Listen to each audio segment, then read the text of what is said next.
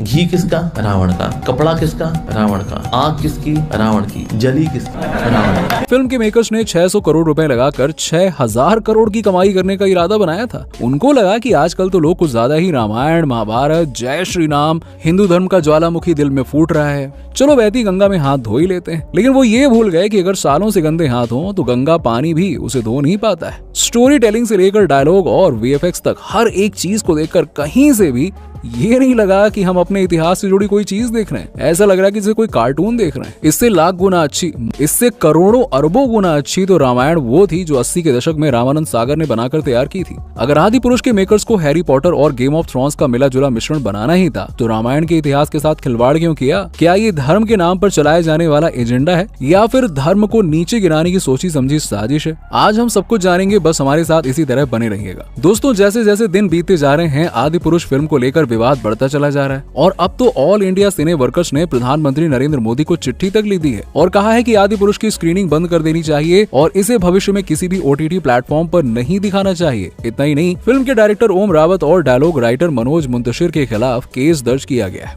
यहाँ तक कि मनोज मुंतशिर को जान से मारने की धमकी तक मिल चुकी है। अब आपको बता दें कि ये वही मनोज मुंतशिर हैं जिन्होंने बाहुबली के हिंदी डायलॉग्स लिखे थे। तब तो इनकी खूब सराहना की गई थी और जब से इन्होंने रामायण जैसे पवित्र इतिहास के साथ में छेड़छाड़ करके ये छपरी टाइप्स वाले डायलॉग फिल्म में डाले हैं ना, लोग गुस्से से आग बबूला हो उठे हैं। इतना ही नहीं, अयोध्या के मुख्य पंडित सत्येंद्र दास ने आदि पुरुष पर बैन लगाने की मांग कर डाली है क्योंकि फिल्म में भगवान श्री राम, हनुमान और रावण को बहुत ही बुरी तरीके से दिखाया गया है और ये बात पूरी तरीके से सच भी है। हनुमान जी द्वारा नीचे दर्जे के डायलॉग बोलना, रावण को किसी मुगल सम्राट की तरह दिखाना और सोने की लंका को नर्क से भी बदतर दिखाना, ये सब कुछ भी हो सकता है लेकिन रामायण का हिस्सा तो बिल्कुल नहीं दिखाई देता ही। अब विवाद इतना ज्यादा बढ़ गया है कि डायलॉग राइटर मनोज मुंतशिर ये कहते हैं कि लोगों को रावण से इतना लगाव क्यों हो गया है? वो तो दुष्ट है, वो तो राक्षस है, उसने माता सीता का हरण किया था। अब देखा जाए तो ये बात सच भी है कि रावण राक्षस था लेकिन उसी के साथ ही वो ब्राह्मण भी था और सर्वबुद्धिमान भी था जिसके पास इतना ज्ञान था कि अगर वो चाहता तो स्वर्ग तक का रास्ता बनवा सकता था। ऐसे में रावण को टिकटॉक बनाने वाले छपरी की तरह दिखाने की कोई जरूरत ही नहीं थी। अगर आदि पुरुष में रावण के सच को दुनिया के सामने लाना ही था तो जैसा रामायण में लिखा था वैसा ही दिखाना चाहिए था।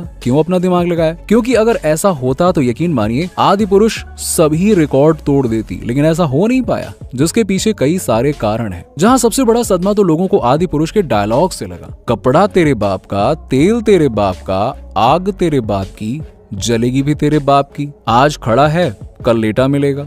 और ये सब तो कुछ भी नहीं है। जब हनुमान जी के पूंछ में आग लगाई गई तो क्या कहा गया? जली ना। आखिर ये सब क्या है? फिल्म में ये तक कहा गया कि हमारी बहन बेटियों को हाथ लगाओगे तो लंका लगा देंगे। मतलब चल क्या रहा है? ये डायलॉग्स कम और सड़क छाप लोगों की बातचीत ज्यादा लग रही है। इस तरह के आलतू फालतू डायलॉग तो किसी नॉर्मल या फिर क्लासिक फिल्म में नहीं होते हैं। यहाँ पर तो एक नए तरीके से रामायण को दिखाने की कोशिश करी गई थी। हाँ, माना कि फिल्म के मेकर्स कहते हैं कि इस फिल्म को नई जनरेशन के लोगों के लिए बनाया गया ताकि वो फिल्म से रामायण के बारे में सीख सके, पर हमें नहीं लगता कि इस फिल्म में सीखने लायक कुछ है। अगर नई जनरेशन इस फिल्म से रामायण के बारे में सीखेगी तो उसे वाकई में अपने इतिहास से नफरत हो जाएगी कि क्या बात करो, ऐसा इतिहास था हमारा। मतलब इससे अच्छा है कि इंसान अपने बच्चों को घर पर बैठाकर टीवी में रामानंद सागर की रामायण दिखा दे। बच्चे ना केवल उससे रामायण की सच्चाई के बारे में समझेंगे बल्कि महसूस भी कर पाएंगे कि सतयुग में सादगी और न्यास किस तरह से सर्वोपरि था। लेकिन नहीं, फिल्म के मेकर्स ने तो इतिहास के साथ में खिलवाड़ करने की जैसे ठान ही रखी है। तभी तो फिल्म के डायलॉग राइटर जिन्होंने ये छपरी वाले डायलॉग्स लिखे हैं, मनोज मुंतशिर साहब, जनता उनके ऊपर इतना खुन्नस खाकर बैठी है कि वो अपनी सफाई में ये कहते हैं कि हमारी दादी भी इसी तरह से रामायण सुनाया करती थी और मैंने तो बड़ी श्रद्धा के साथ ये डायलॉग्स लिखे हैं। ऑफिस के बाहर चप्पल उतार कर मैंने ये डायलॉग्स लिखे हैं और जानबूझकर लिखे हैं। सच कह रहे हैं मनोज साहब। अगर चप्पल उतार कर इस तरह के डायलॉग्स लिखे हैं तो यकीन मानिए चप्पल पहनकर तो ये न जाने क्या ही उल्टा सीधा लिख देते। अच्छा हुआ चप्पल उतार कर लिखा इन्होंने। लगता है इनका बस चलता तो ये फिल्म में गाली गलौज करने से भी पीछे नहीं हट। फिल्म में हनुमान जी को एक सड़क छाप गुंडे की छवि देने की कोशिश करी गई है जो उल्टी सीधी बातें करता है, किसी पर भी गुस्सा हो जाता है। लेकिन ये फिल्म बनाने वाले लोग ये भूल गए कि ये वही हनुमान जी हैं जिनके पास न केवल अपार शक्तियां हैं बल्कि ये वेदों का भी पूरा ज्ञान रखते हैं। इसीलिए इस तरह की बातें इनके मुंह से कभी निकल ही नहीं सकती थी। आज के समय की सबसे बड़ी दिक्कत यही है कि लोग हनुमान जी को उनके क्रोध और उनके बल की वजह से जानते हैं। जबकि इतिहास में उनकी छवि मुस्कुराते हुए एक ऐसे भगवान की है जो स्वयं को भगवान राम का सबसे बड़ा भक्त कहते हैं, और राम नाम से ही उनकी पूरी दुनिया बसती थी। पूरी दुनिया में भी ढूंढ लिया जाए ना तो हनुमान जी जैसा शांत और करुणावान व्यक्ति कहीं मिल ही नहीं सकता है। दोस्तों, धर्म का उपयोग पॉलिटिक्स में तो सदियों से होता आ रहा है, लेकिन इस फिल्म के डायलॉग्स में भी पॉलिटिकल भाषा काफी ज्यादा देखने को मिलती है। तभी तो जब भगवान श्री राम लंका की तरफ बढ़ रहे होते हैं तो वो भगवा झंडा गाड़ने की बात करते हैं। अब ऐसे में भगवान के नाम पर भगवा रंग को इस तरह से दर्शाना सही नहीं है, क्योंकि भगवान ने रंग को नहीं बांटा है बल्कि हम इंसानों ने रंग को बांटा है। पर ये सब करने के बावजूद भी जनता को ये फिल्म पसंद नहीं आई, क्योंकि जनता भगवा झंडा या भगवा रंग को आगे बढ़ता हुआ नहीं देखना चाहती है, बल्कि जनता इतिहास के साथ इंसाफ चाहती है। जानना चाहती है कि अगर रामायण या महाभारत के नाम पर कुछ बनाया जा रहा है तो उसे सही ढंग से दिखाया जाएगा या नहीं दिखाया जाएगा, या फिर गलत चीजों को दिखाकर इतिहास से गुमराह किया जाएगा। क्योंकि जो लोग आज ये सब देख रहे हैं कल उनके बच्चे देखेंगे। और इन सब में सबसे बड़ा हाथ फिल्म के डायरेक्टर ओम रावत का है, जिन्हें ना ही स्टोरी टेलिंग का पता है और ना ही कास्टिंग का। न जाने वो 3 घंटे में कौन सी रामायण दिखाने की कोशिश कर रहे थे। सबसे बड़ी बात तो ये है कि अगर वो इतना बड़ा बजट लगाकर फिल्म बना ही रहे थे तो उन्हें फिल्म को 3 अलग अलग हिस्सों में बनाना चाहिए था, रामायण की कहानी को, ताकि अच्छे तरीके से सुनाया जा सके। फिल्म को फास्ट फॉरवर्ड दिखाने के चक्कर में फिल्म मेकर जरूरी चीजें बताना ही भूल गए, जैसे कि रावण की मौत कैसे होती है। अरे भाई, जब नई जनरेशन के लिए फिल्म बनाई जा रही है तो क्या उसे बिना रावण की मौत दिखाए ही रामायण की कहानी को समझा दोगे क्या? नहीं ना। कम से कम विलन कैसे मर रहा है, विलन की क्या क्या क्वालिटीज हैं, ये तो पता होना चाहिए ना। कि आखिरकार रावण की नाभि इतनी कमजोर क्यों होती है, उसमें ऐसा क्या होता है कि वो मर जाता है, ये तो बताना चाहिए था ना।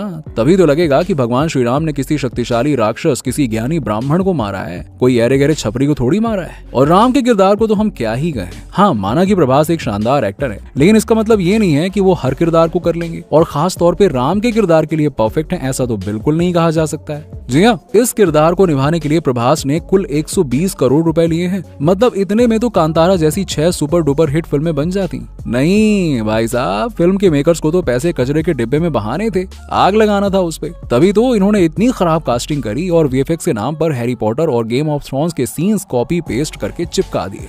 मतलब दोस्तों, सच में अगर आपने आदि पुरुष देखी होगी तो आपको रामानंद सागर की रामायण जरूर याद आई होगी कि कैसे बिना ज्यादा खर्चा किए हुए, बिना लेटेस्ट टेक्नोलॉजी का इस्तेमाल किए हुए इतने साधारण तरीके से पूरी रामायण को 78 एपिसोड में दिखाया गया था। और कास्टिंग तो इतनी जबरदस्त थी कि हर एक किरदार ने अपनी जान लगा दी थी। राम का किरदार निभाने वाले अरुण गोविल से लेकर हनुमान जी के किरदार को जीवन करने वाले दारा सिंह तक, हर किसी ने अपने काम को इतनी खूबसूरती से किया था कि जब भी कभी रामायण के किसी किरदार का जिक्र होता है तो दिमाग में उन्हीं की छवि आती है। अब आप खुद ही सोचिए, अगर एक टेलीविजन शो जिसे आज से 36 साल पहले दिखाया गया था वो इतना बेहतरीन था तो जनता उम्मीद करेगी कि इतना सारा पैसा खर्चा करने के बाद कुछ अच्छा दिखाया जाए, ढंग का दिखाया जाए। तभी तो लोग इतनी महंगी महंगी टिकट खरीद कर सिनेमाघरों में आएंगे। एक हफ्ते का शो कई जगहों पर हाउसफुल चल रहा था, लेकिन जनता जितनी उम्मीद से गई थी उतनी ही निराश होकर वापस लौटी है। और लोग फिल्म के मेकर्स से लेकर फिल्म में काम करने वाले एक्टर्स तक हर किसी की निंदा कर रहे हैं। और करें भी क्यों ना, ये कोई मजाक थोड़ना है। रामायण हमारा वो इतिहास है जिससे अक्सर लोग काल्पनिक समझकर इसका मजाक उड़ाते हैं, इसकी निंदा करते हैं। लेकिन राम सेतु से लेकर श्रीलंका तक रामायण के होने का एक नहीं बल्कि सैकड़ों सबूत मिले हैं। और रामायण हमारी आस्था का विषय है, ये कोई मनगढ़ंत कहानी नहीं है। अब आपका इस बारे में क्या विचार है? क्या आप भी इस फिल्म को बॉयकॉट करते हैं या फिर एक बार इसे देखना चाहेंगे? आपका जवाब नीचे हमें कमेंट सेक्शन में कमेंट करके बताइएगा। और इसी तरह की वीडियोस को देखते रहने के लिए हमारे चैनल को सब्सक्राइब करना ना भूलें। धन्यवाद।